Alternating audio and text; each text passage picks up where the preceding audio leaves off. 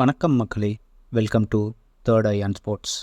இன்றைக்கி நம்ம ICC world cup T20 2024 இந்தியாவோட ரோட் மேப் எப்படி இருக்குன்னு தான் பார்க்க போகிறோம்.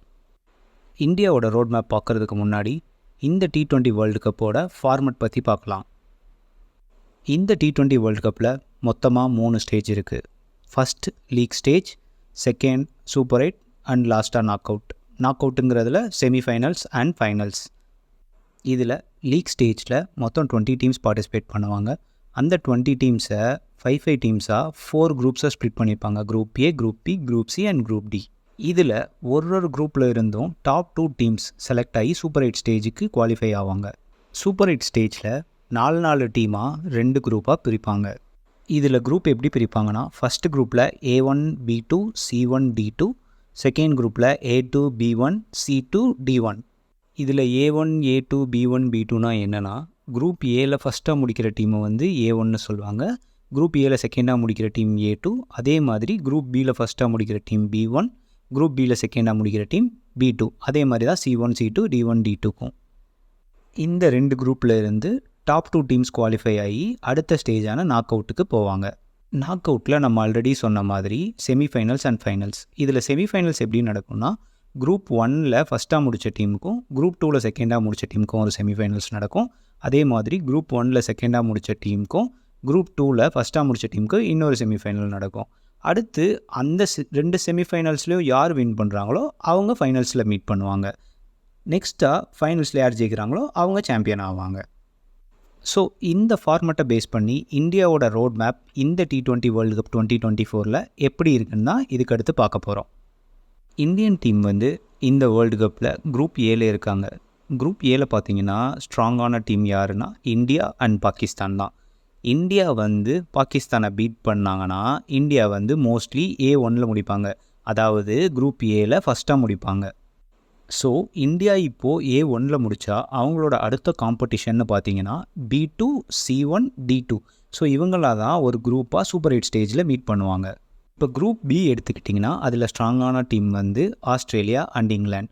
இந்த 2 டீமில் ஏதாவது ஒரு டீம் தான் B1 முடிக்கும், இன்னொரு டீம் B2 முடிக்கும். ஸோ இங்கிலாந்து ஆர் ஆஸ்திரேலியா கண்டிப்பாக சூப்பர் 8 ஸ்டேஜில் இந்தியாவோட குரூப்பில் இருப்பாங்க. குரூப் சியில் பார்த்தீங்கன்னா நியூசிலாந்து தான் டஃபஸ்ட் டீம். ஸோ நியூசிலாந்து தான் மோஸ்ட் ப்ராபப்ளி டாப்பில் முடிப்பாங்க. ஸோ குரூப் சியில் நியூசிலாந்து டாப்பில் முடித்தா அவங்க தான் C1 வருவாங்க. ஸோ இந்தியாவோட சூப்பர் 8 ஸ்டேஜஸில் இந்தியாவோட குரூப்பில் நியூசிலாண்டும் ஒன் ஆஃப் த டீமாக இருப்பாங்க. குரூப் டியில் பார்த்தீங்கன்னா சவுத் ஆஃப்ரிக்கா தான் toughest team. So south Africa வந்து மோஸ்ட் ப்ராபப்ளி D1 முடிச்சிருவாங்க. ஸோ இங்கே D2 யார் வருவாங்கன்னு பார்த்தீங்கன்னா பங்களாதேஷ், ஸ்ரீலங்கா அண்ட் நெதர்லாண்ட். இந்த 3 டீமுக்குமே ஹெவி காம்படிஷன் இருக்கும். ஸோ இந்த 3 டீமில் ஏதாவது ஒரு டீம் தான் D2 வருவாங்க. ஸோ அந்த டீம் வந்து இந்தியாவோட சூப்பர் 8 ஸ்டேஜஸ் குரூப்பில் கண்டிப்பாக இருப்பாங்க. ஸோ நம்ம இப்போ பார்த்த ஃபார்மேட் படி இந்தியா சூப்பர் 8 ஸ்டேஜில் எந்தெந்த டீம்லாம் மீட் பண்ணுவாங்க அப்படின்னா, B2 முடிக்க போகிற இங்கிலாந்து ஆர் ஆஸ்திரேலியா, C1 முடிக்க போகிற நியூசிலாந்து அண்ட் D2 முடிக்க போகிற பங்களாதேஷ், ஸ்ரீலங்கா ஆர் நெதர்லாண்ட். இந்த 3 டீமை தான் ஃபேஸ் பண்ணுவாங்க. சூப்பர் 8ல் இந்தியா 3 டீமையுமே பீட் பண்ணால் அந்த குரூப்பில் நம்பர் 1ல் முடிப்பாங்க.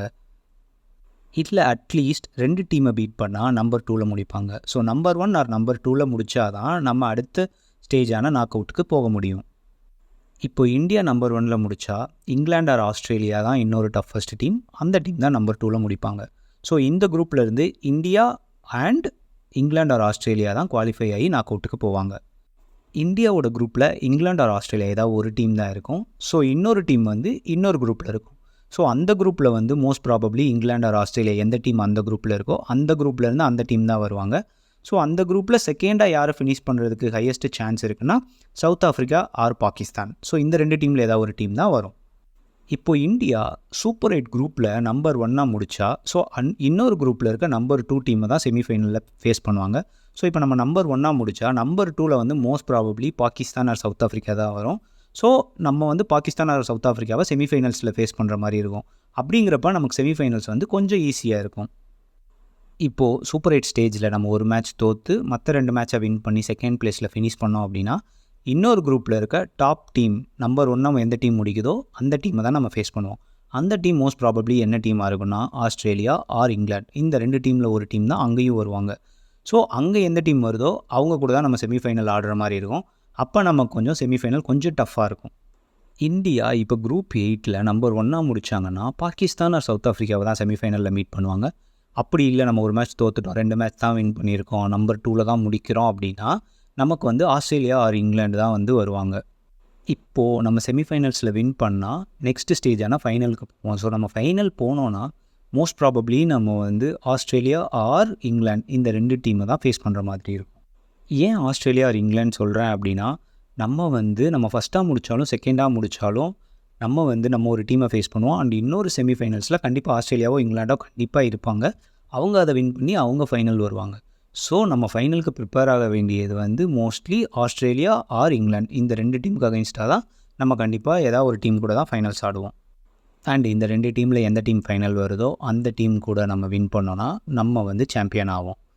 ஸோ என்னை பொறுத்தவரை பார்த்தீங்கன்னா இந்தியா வந்து எல்லா எபிலிட்டியும் இருக்குது. ஆஸ்திரேலியாவோ இங்கிலாண்டோ பாகிஸ்தானோ சவுத் ஆஃப்ரிக்காவோ எந்த டீம் வந்தாலும் எல்லா டீமையும் பீட் பண்ணுறதுக்கான எபிலிட்டி இந்தியா கிட்டே இருக்குது. ஸோ இந்த வேர்ல்டு கப் கண்டிப்பாக இந்தியா ஜெயிப்பாங்கன்னு நாங்கள் நம்புகிறோம், நம்புவோம், ஹோல் இந்தியாவே நம்புதுன்னு நினைக்கிறேன். ஸோ நம்ம எல்லாரோடைய நம்பிக்கையும் பூர்த்தி பண்ணுற மாதிரி கண்டிப்பாக இந்தியா டீம் நல்லா பெர்ஃபார்ம் பண்ணி நமக்கு வந்து வேர்ல்டு கப் T20 அடித்து கொடுப்பாங்கன்னு எல்லாமே நம்புவோம். அடுத்து நம்ம நெக்ஸ்ட் வீடியோவில் மீட் பண்ணலாம். Bye, thank you. இந்த வீடியோ பிடிச்சிருந்தா லைக் பண்ணுங்கள், கமெண்ட் பண்ணுங்கள், ஷேர் பண்ணுங்கள். இன்னும் இந்த மாதிரி நிறையா வீடியோ பார்க்கணுமா மறக்காமல் எங்கள் சேனலுக்கு சப்ஸ்கிரைப் பண்ணுங்கள்.